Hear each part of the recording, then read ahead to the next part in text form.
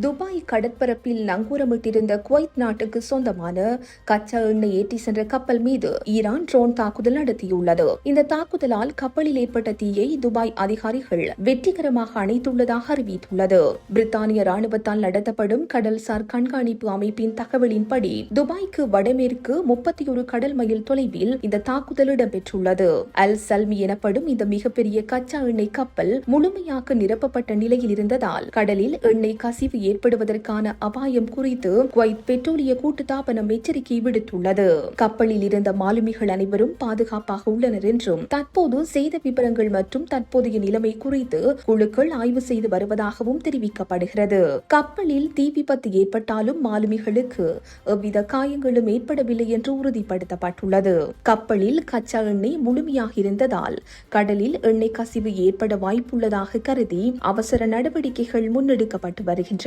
வளைகுடா பிராந்தியத்தில் நிலவும் பதற்றமான சூழலில் சர்வதேச கடல்சார் பாதையில் இந்த தாக்குதல் நடத்தப்பட்டுள்ளமை குறிப்பிடத்தக்கது. இந்த செய்தி உள்ளிட்ட மேலதிக விரிவான செய்திகளுக்கு www.behindmenews.org என்ற எமது இணைய பக்கத்தினை பார்வையிடவும்.